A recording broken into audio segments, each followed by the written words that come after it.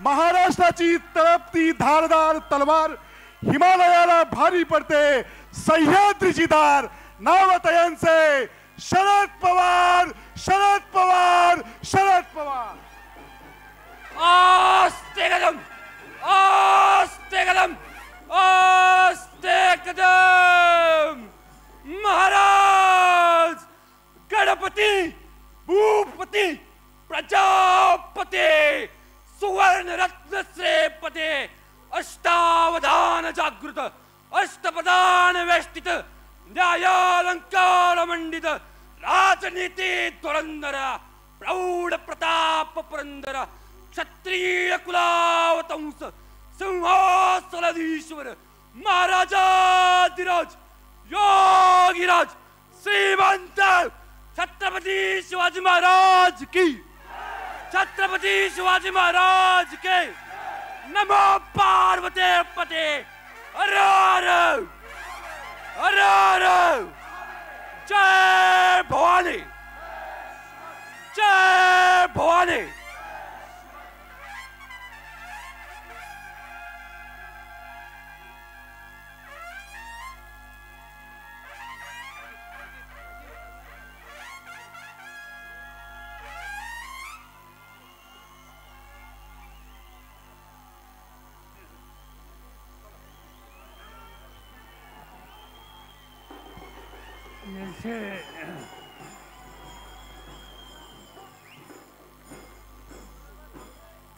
जैसे अच्छा समय विचार के राष्ट्रवादी काँग्रेस पक्षाचे अध्यक्ष जयंत पाटील आज अगत्यानं या ऐतिहासिक सभेच्यासाठी व्यासपीठावर उपस्थित असलेल्या सुहासिनी देवी घाटगे, प्रवीणसिंह राजे घाटगे यांच्या निवडणुकीच्यासाठी तुम्ही जबरदस्त संख्येनं आणि शक्तीनं या ठिकाणी उपस्थित आहात, ते आपले सरकारी समरजितसिंह घाटगे, वीरेंद्र कुमार पाटील, व्ही पाटील, आर के पाटील, ए.वाय. पाटील, श्रीमती अश्विनी माने, नंदाताई बाबुलकर, शिवानंद घाटगे, अन्य सरकारी कणातून या ठिकाणी मुद्दाम उपस्थित असलेले कराडचे आमदार बाळासाहेब पाटील आणि सरकारी मंजुवकील या गर्दी चौकामध्ये अनेकदा जाहीर सभा मी घेतल्या, हजारो लोकांना संबोधित केलं, पण आजची मी गर्दी चौकाची ही सभा जी बघतोय, माझी नजर जाईपर्यंत सगळीकडे माणसंच माणसे. चौकशी केली की शेवट कुठं आहे, तर एका अधिकाऱ्यांनी सांगितलं एस.टी. स्टँडच्या पुढे आहे. इथं उजव्या हाताला, स्टेजच्या उजव्या हाताला त्यांचा चेहरा दिसत नाही, पण इथं प्रचंड गर्दी आहे. याचा अर्थ आहे की जे काही परिवर्तन करण्याच्या संबंधीचा निर्णय समर्जितांनी घेतला, त्याच्या पाठीशी या तालुक्याच्या सगळ्या वर्गाची, सगळ्या वयांची, सर्वसामान्य जनता पूर्ण ताकदीनं उभी आहे आणि त्याची प्रचिती तुम्हा सगळ्यांच्या उपस्थितीनं या ठिकाणी येते. मी सांगितलं की मी इथं अनेकदा आलोय, तर आज आमच्या दोन जुन्या सहकाऱ्यांची आठवण ही मला स्वतःला होते की दोघेही माझ्या मंत्रिमंडळात होते. माझ्याबरोबर एक त्याचे लोकसभेत होते, एक महाराष्ट्राच्या विधानसभेत होते. आणि त्यांचा उल्लेख या ठिकाणी कळलं माझा कर्तव्य समजतो. सदाशिवराव मंडिक आणि त्याच्यानंतर बाबासाहेब कुंभेकर. मला आठवतं की एक काळ असा होता 1980चा, माझ्या पक्षाचे 58 आमदार निवडून आले आणि 58 जवळपास सगळे 5-6 सोडले पक्ष सोडून गेले. कार्यकर्ते नव्हते, आमदार नव्हते, पण जिद्द होती. आणि पुन्हा एकदा पक्षाची उभारणी करायची हा निकाल आम्ही लोकांनी घेतला. आणि त्याच्यामध्ये पहिल्यांदा आम्हा सगळ्यांच्या खांद्याला खांदा लावून लढण्यासाठी आणि पक्ष उभारण्याच्यासाठी बाबासाहेब कुंभेकर आणि सदाशिवराव मंडिक आम्हा लोकांच्या बरोबर आले आणि 5 वर्षामध्ये महाराष्ट्राचं राजकारण बदललं. सदाशिवराव लोकसभेत गेले, बाबासाहेब महाराष्ट्राच्या विधानसभेत आले, सहकार खात्याचे मंत्री झाले आणि हे सिद्ध केलं कागलकरांनी, गडहिंग्लजकरांनी. कोल्हापूर जिल्ह्याच्या जनतेनं सत्तेसाठी कुणी गायब झालं असेल, पण या कोल्हापूर जिल्ह्यातला शाहूराजांच्या जनतेला स्वाभिमानी माणूस बरेच ती किंमत देईल, बरेच ते कष्ट करेल, पण लाचार कधी होणार नाही हा इतिहास आमच्या या 2 सहकारी नेत्यांनी दाखवला. त्याची आठवण आज मला या ठिकाणी होते. आज या निवडणुकीकडे आम्ही एका वेगळ्या दृष्टिकोनातून बघतोय. तर माझी चिंता आहे महाराष्ट्राची आणि देशाची. चिंता अशासाठी आहे की या देशामध्ये कष्ट करणारा आणि काळ्या आईशी इमान राखणारा हा जो शेतकरी वर्ग आहे, त्या शेतकऱ्यांच्या हिताची जपणूक करण्याच्यासाठी अधिकार असताना, जबाबदारी असताना आज ते दिल्लीचे असोत, महाराष्ट्राचे असोत, राज्यकर्त्यांना यत्किंचित असताना. मला आठवतंय 2004 साली माझ्याकडे देशाच्या शेतीची जबाबदारी आली. मंत्री म्हणून शपथ घेतली. शपथ घेऊन घरी आलो. पहिली फाईल शेती खात्याचा सचिव घेऊन माझ्याकडे आला आणि त्यांनी सांगितलं की या देशाच्या गोदाममध्ये 1 ते 1.5 महिना पुढे एवढं धान्य आणून धान्य अमेरिकेचं आणावं लागेल आणि ते आणल्याशिवाय गत्यंतर नाही. मी अतिशय अस्वस्थ झालो. आम्ही शेती प्रधान देश म्हणतो, शेतकऱ्यांचा देश म्हणतो आणि अमेरिकेतनं धान्य मागवायचं हे चालणार नाही. हा निकाल आम्ही घेतला. शेतीमालाची किंमत वाढवली. शेतीमालाची किंमत वाढवून शेतीमध्ये आधुनिक तंत्र आणलं, आधुनिक जातीचं बियाणं आणलं. आणि मला सांगायला आनंद होतो की जो देश परदेशातला गहू आणत होता, तांदूळ आणत होता, तो देश 10 वर्षाच्या नंतर जगाचा 2 नंबरचा गहू तयार करणारा आणि जगाचा 1 नंबरचा तांदूळ पिकवणारा हा देश झाला.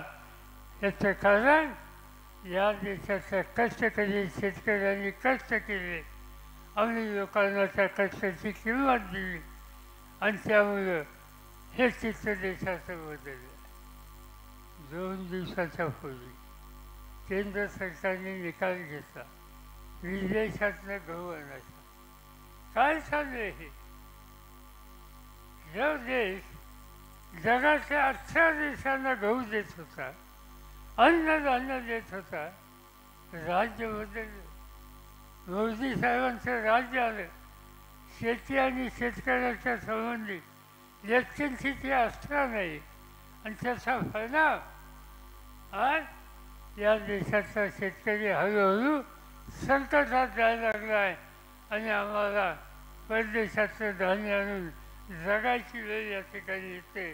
ही स्थिती निर्माण झाली आणि त्याचं कारण राज्यकर्त्यांची धोरण.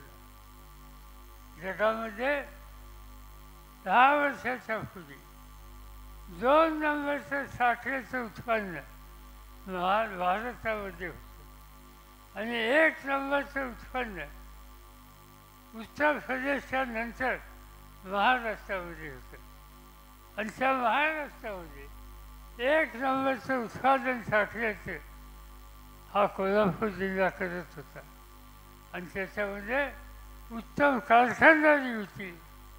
अनेक वेळा मी बघितलं की या देशामध्ये सगळ्यात उत्तम कारखाना कोण चालवतो, त्या कारखान्याचं नाव काय, तर तो कारखाना गाडगेंच्या नेतृत्वाखाली या ठिकाणी चालणारा हा तुमच्या तालुक्याचा कारखाना होता. अनेक वेळेला आम्ही लोकांनी चांगले कारखाने चालवायला बक्षिसं दिली. माझ्या हातून अनेकदा बक्षिसं दिली. एक दिवशी मी सांगितलं संबंधितांना की बक्षिसं घ्यायचा मागचा फक्त तुमचाच आहे. कारखाना चांगला चालवता खरं आहे, त्यामुळे आम्हाला तुम्हाला बक्षीस द्यावं लागतं. पण आता बक्षिसं ठेवायला तुमच्याकडे जागा आहे का? इतकी बक्षिसं तुम्ही मिळवली, त्याचं कारण तो कारखाना उत्तम रीतीने चालवला. आज पुन्हा एकदा या देशामध्ये साखरेची परिस्थिती गंभीर व्हायला लागली आणि कदाचित हे सरकार काही वेगळा निकाल घ्यायची शक्यता आहे.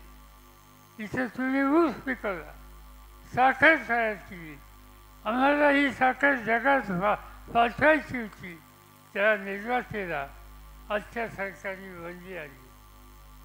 साखरेबरोबर इथेनॉल तयार करायला लागलं. तुम्ही लोक या ठिकाणी इथेनॉल करता, 2 पैसे अधिक मिळतात. या मोदी सरकारने त्याच्या निर्यातीवर बंदी घातली आणि तुमची किंमत ही कमी कशी होईल याची पावलं त्या ठिकाणी करतात. शेतकरी अंतर्गत या राज्यामध्ये आणि देशामध्ये तरुणांची संख्या जास्त आहे. कष्ट करायची त्यांची तयारी, कष्ट करण्याचा त्यांचा अधिकार आहे. पण दिसतंय काय, या ठिकाणी तरुणांना मदत करणं सोडा, पण तरुणांचा कष्ट करायचा जो अधिकार आहे तो उद्ध्वस्त करण्याची पावलं आजचं मोदी सरकार करते.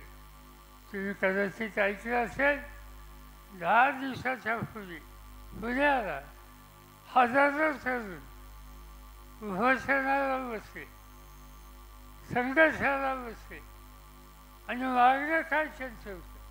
त्यांचं मागणं एवढंच होतं की आम्ही शिकलो आहे, काम करायची तयारी आहे, काम करायचा अधिकार आम्हाला द्या, पण तो अधिकार द्यायला आजच्या राज्यकर्ते व्यक्तींची तयार नाहीत. एवढंच हवे तर परदेशातनं काही वस्तू आयातीत करायच्या आणि लोकांना, तरुणांना जो काम करण्याचा जो अधिकार आहे त्यातनं जी संपत्ती तयार होणार आहे तिच्या मर्यादा कशी आणायची याबद्दलची भावलं आजचे हे राज्यकर्ते टाकायला लागलेले आहेत. आणि कॉन्ट्रॅक्ट पद्धत नावाची एक पद्धत काढून कष्ट करणाऱ्या तरुणांचा कष्टाचा अधिकार हे सरकार घालवायला लागले.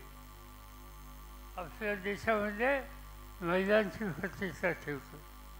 तुम्ही आज वाचता महाराष्ट्रामध्ये रोजच्या वर्षात फक्त वाचता 1, 2, 4 कमीत कमी 2 ते 4 उदाहरणं आणि बातम्या महिलांच्या अत्याचाराच्या असतात. आपण बघितलं की ठाणे जिल्ह्यामध्ये बदलापूरला 2 श्रीमंत मुलींच्या अत्याचार झाले. अत्याचार करणारी काही बदमाश तरुण मंडळी, त्याच्याबद्दल लोकांच्यात संताप निर्माण झाला. हजारो लोक रस्त्यावर आले, रेल्वे लाईन बंद पाडली आणि केंद्र सरकार त्या अत्याचार करणाऱ्या लोकांच्या बद्दल कठोर आणि सक्तीची पावलं ही टाकायची आवश्यकता असताना जे लोक संताप व्यक्त करण्यासाठी आले त्यांच्या खचल्यामध्ये संबंधीचं काम आजच्या शिंदे सरकारने त्या ठिकाणी केलं. आपल्या भगिनींचा अत्याचार होतो, त्यांचा सन्मान ठेवला जातो आणि त्यासाठी एखादं कुटुंब, एखादा वर्ग संताप झाला तर त्यांनी काही गुन्हा केलेला नाही. आया बहिणींची अब्रू सांभाळण्याच्यासाठी तो संताप रस्त्यावर आला. त्या घटकांना मदत करण्याच्या ऐवजी हजारो लोकांच्यावर खटले बसले आणि त्यांना तुरुंगात टाकण्याच्या संबंधीची पावलं आज त्या ठिकाणी टाकली गेली. आज हे सरकार खऱ्या अर्थानं कष्टकराच्या आणि स्वाभिमानी माणसाच्या हिताची दोहरून न करण्याच्या उद्देशाचं सरकार आहे. आता जयंतांनी उल्लेख केला, मालवणला काय झालं, शिवछत्रपतींचा पुतळा त्या ठिकाणी उभा केला होता. सागरी क्षेत्राचं महत्त्व या देशामध्ये पहिल्यांदा कुणाला कळलं असेल तर ते शिवाजी महाराजांना कळले. सागरी क्षेत्राचं रक्षण करणं या देशाच्या हिताच्यासाठी किती गरजेचं आहे ही भूमिका पहिल्यांदा शिवछत्रपतींनी मांडली. सागरी क्षेत्रामध्ये आपल्या क्षेत्र कसं उभा करायचं याबद्दलची कार्यवाही ही शिवछत्रपतींनी केली आणि त्याच पद्धतीनं मालवणच्या जवळ सिंधुदुर्गात किल्ले अंबा राहिला असे अनेक किल्ले शिवाजी महाराजांनी उभे केले आणि त्याचा तो किल्ला आणि त्या ठिकाणी छत्रपतींचा पुतळा उभा केला. तो पुतळा आपण पाहिलं, आपल्याला धक्का बसला की तो पुतळा उद्ध्वस्त झाला, तो फाडला गेला. आणि सांगितलं गेलं मुख्यमंत्र्यांनी, काय सांगितलं, वारा जास्त होता, वाऱ्याचा वेग जास्त होता म्हणून पुतळा पाहिजे. तुम्ही मुंबईला गेला, इंडिया गेट नावाचा भाग आहे, तिथं 60 वर्षाच्या पूर्वी शिवाजी महाराजांचा पुतळा हा यशवंतराव चव्हाणांनी उभा केला. समुद्र जवळ आहे, अखंड वारा असतो, कधीही त्या पुतळ्याला धक्का बसला नाही. आणि इथं पुतळा बसून 1 वर्षसुद्धा झालं नाही. 6 महिन्याच्या पूर्वी तो पुतळा बसवला. देशाचे प्रधानमंत्री आले, त्यांनी त्याचं अनावरण उद्घाटन केलं. आज तो पुतळा उद्ध्वस्त झालेले चित्र आपल्या सगळ्यांना बघायला मिळतं आणि त्याचं कारण आता स्वच्छ असं दिसतंय त्या पुतळ्याच्या निर्मितीमध्ये भ्रष्टाचार झाले. आजचे राज्यकर्ते शिवाजी महाराजांच्या पुतळ्यात सुद्धा भ्रष्टाचार करण्याच्यासाठी बेशरमपणाची भूमिका घेतात. अशांच्या हातामध्ये महाराष्ट्र द्यायचा नाही हा निकाल तुम्हाला घ्यावा लागेल.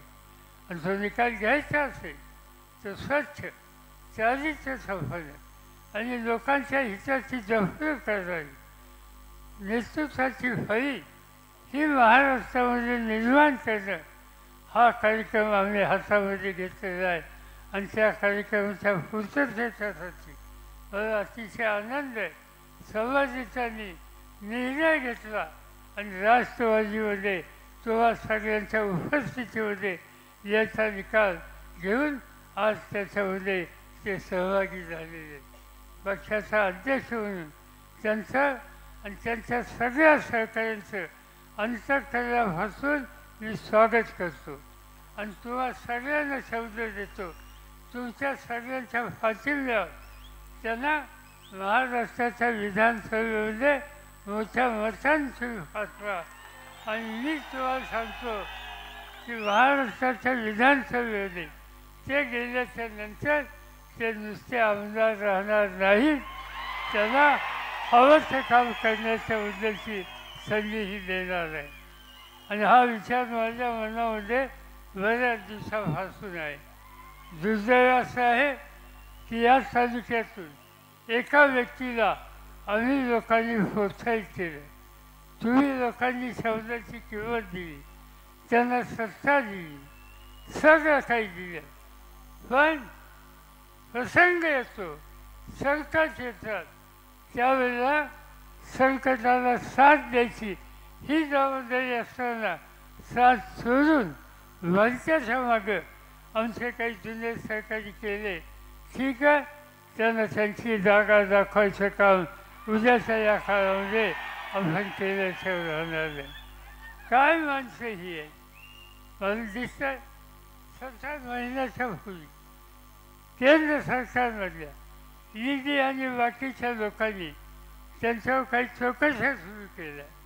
चौकशा सुरू केल्याच्या नंतर अस्वस्थ झालेलं कुटुंबाच्या भगिनींनी सुद्धा जाहीरपणाने मागणी केली की आम्हा लोकांना त्रास देण्याच्या ऐवजी आम्हाला गोळ्या घाला आणि याच्यातून आम्हाला सोडा. ही भूमिका घेणारे लोक आता अशा यात्रा कुटुंबाला देणारे जे घटक आहेत त्यांच्या दरवाजामध्ये लाचारीसारखे जाऊन बसले. हा कागदचा इतिहास नाही. कागद बाकी काही समजेल, बाकी काही सहन करेल, पण उभ्या आयुष्यामध्ये लाचारी हा कधी स्वीकारणार नाही. आणि त्या लाचारीची स्वीकार तर ज्यांनी गेली त्यांना त्यांचा धडा शिकवायचं काम हे या ठिकाणी कराल याची मला खात्री आहे. आणि ते करण्याच्यासाठी आजचा हा प्रवेश हा अत्यंत महत्त्वाचा आहे. हा उद्याचा नवीन इतिहास घडवणार आहे. आणि तो इतिहास फक्त कागदचा इतिहास नाही, तो इतिहास कोल्हापूरचा आहे, तो इतिहास महाराष्ट्राचा आहे. आणि महाराष्ट्राच्या इतिहासाची उभारणी करण्यासाठी कागदकर या ठिकाणी हजारोच्या संख्येनं येतात. त्यांनी आम्हा लोकांचा आत्मविश्वास वाढला. आणि मी तुम्हाला खात्री देतो की राज्य बदलल्याशिवाय आम्ही स्वस्थ बसणार नाही. आणि तुमच्या समाजाची शक्ती बरोबर घेऊन जे परिवर्तन महाराष्ट्रात करायचे, नवा प्रगत आणि यशस्वी हा महाराष्ट्र करायचा आहे, ते करण्यासाठी तुम्ही, मी आणि सगळे सहकारी त्यांची पराकाष्ठा करू एवढंच या ठिकाणी सांगतो. आणि माझे 2 शब्द संपवतो. जय हिंद, जय भारत.